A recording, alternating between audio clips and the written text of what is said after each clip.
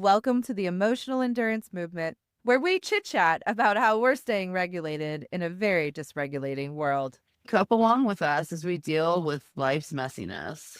I'm Laurie Sharp-Page. And I'm Crimson MacDonald.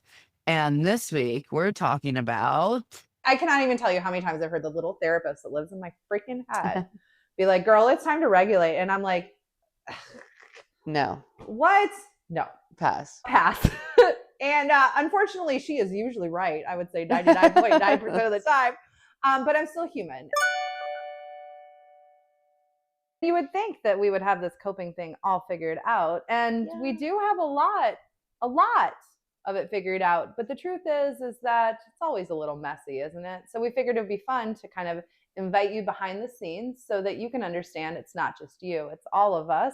You can be seen by the realities of the fact that we all struggle to cope at certain times. And hopefully you can laugh a little along the way, because we have some doozies, some stories that will make you realize, again, it's not just you, it's all of us.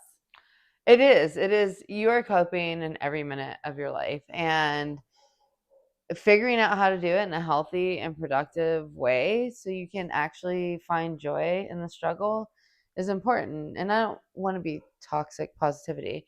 And that's not what we're talking about. We're just talking about how to enjoy life. So we wanted to bring you into the fold a little bit and explore some of these things in a way that hopefully will help you feel less alone, give you some new tools to put in your toolkit, and again, demonstrate the fact that, like, even when you're an expert at this, coping can be challenging. It's something that plays out every single minute of our day. And if you're not paying attention to it, it will often lead you down a path of burnout, self-sabotage, more conflict, and honestly, the vibes are just not great when you're coping ineffectively. No. Doesn't make things easier to cope effectively, but it does make it so that the vibes are better. Regulated. I mean, regulated? Yeah, regulated vibes. We're all about that here. Yeah, all about, well, I like to picture what would the world be if all of us put as much effort as, at least I feel like I do, in staying regulated in day-to-day situations. And I don't mean just the dramatic things that you see at the coffee shop when, they put the wrong, type of milk. Freaking out because they put in 2.5 pumps of cupcake versus 2.5 pumps of cake. Yeah, exactly.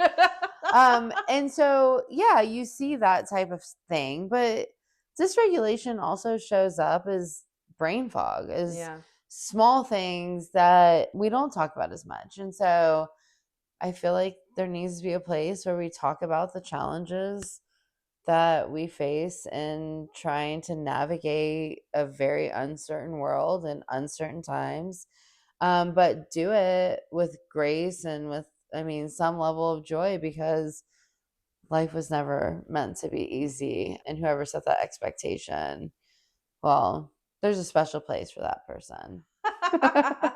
No, totally. Like, I started this journey with my own thought leadership about 3 years ago when I wrote my first book called Conscious Coping. And the whole idea behind this book was that I spent a lot of time with my clients realizing that so much stress and strain came from them just not really recognizing or knowing how to cope more effectively with life. And once we shined a light on that, things got, again, not easier for them, but it was more able for them to stay out of their own way with some of this stuff.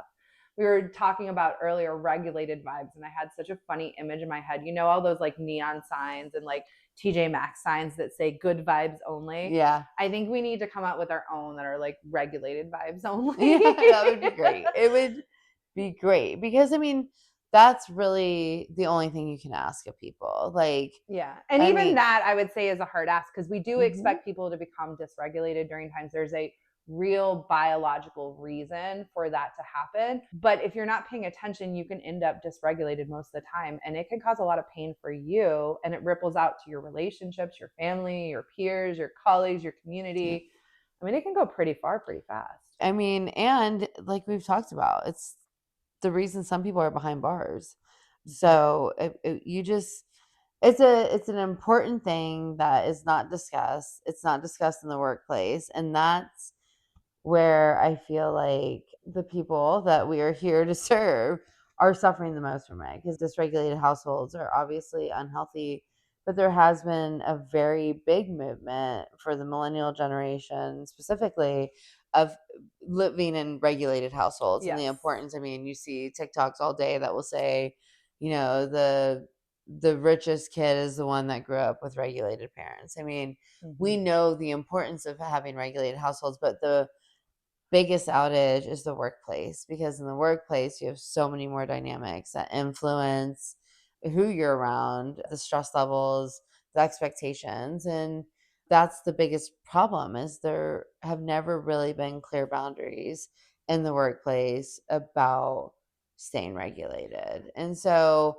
while regulation is so important and will improve every aspect of your life, really our company spreading change, which you'll hear us talk about, and why we're building it is because work is 8+ hours of your day. If you're lucky, it's At 8 hours a least, day. yeah. Yeah. Like, Like, yeah. I wish I knew the world of work being 8 hours a day, but it's consuming. And if you're around a bunch of dysregulated people for 8 to 10 hours a day, and then you come home and let's say you're a parent or a caretaker of an elderly, so you're having to regulate like in a healthy way. I mean, Yeah. you are, as a parent, you're supposed to help regulate your children.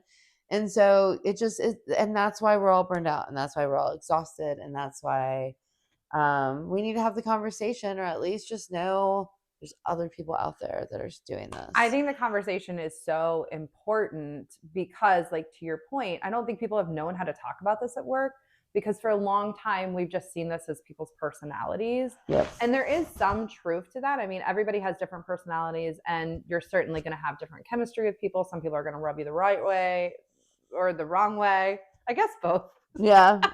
But maybe not a word. I don't know. Anyway, the wrong way and rubbing. I don't know. No, you don't want to do too much of the right way of rubbing at work. That's not probably really where we're at. But the point stands that people just haven't really known how to talk about this stuff. And because they don't know how to talk about it, they don't know how to put boundaries around it.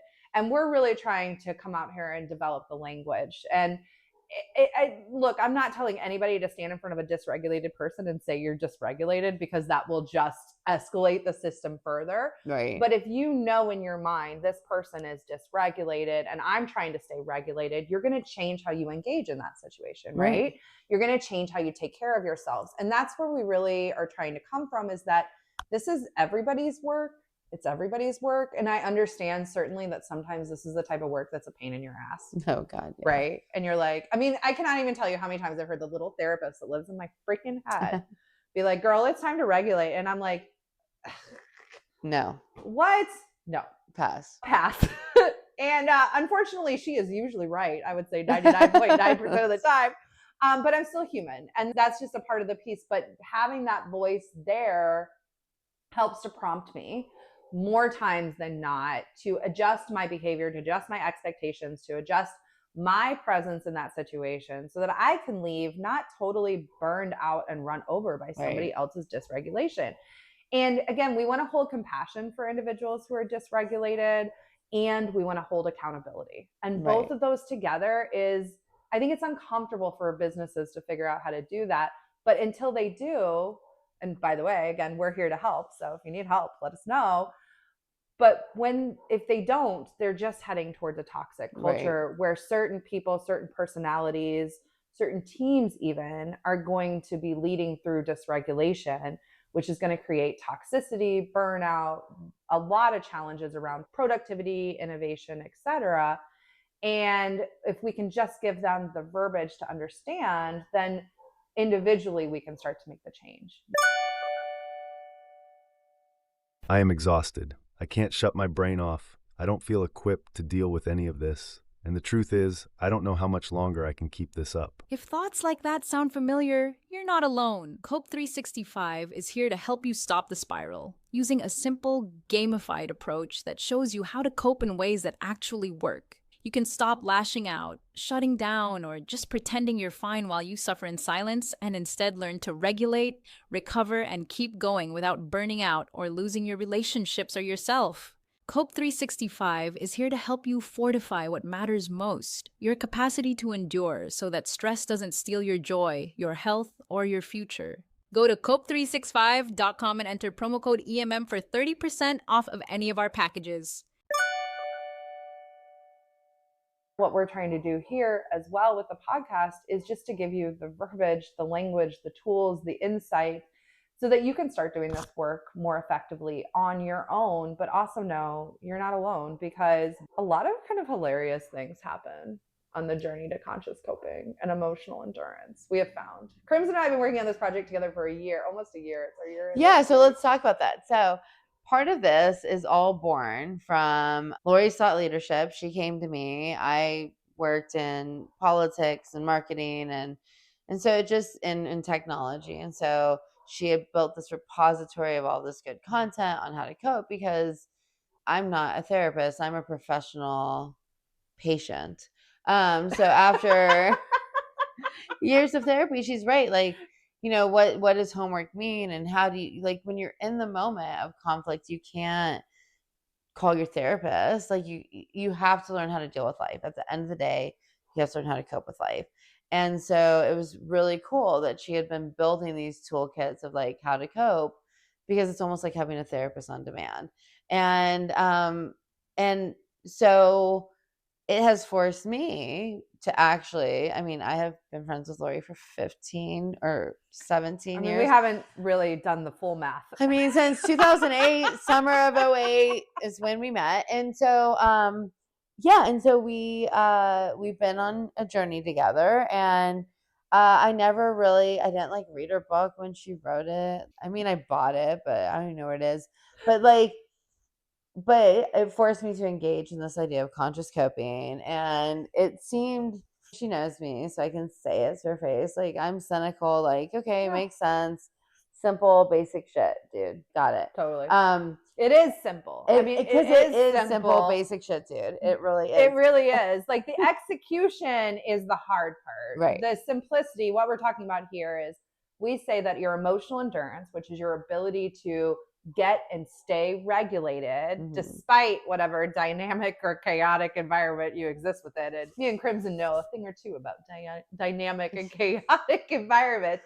But emotional endurance is your ability to do that. And the way that you build emotional endurance is by practicing conscious coping, which is just paying attention to how you're coping with the intention to stay regulated, and building something that's called psychological capital, which are your reserves, your hope, your efficacy, your resilience, your optimism.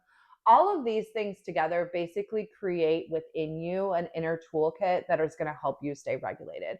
It is simple in concept. And because of that, a lot of people, I feel like, swipe over the material. They don't think it's going to help, which I understand. Again, right. I get it.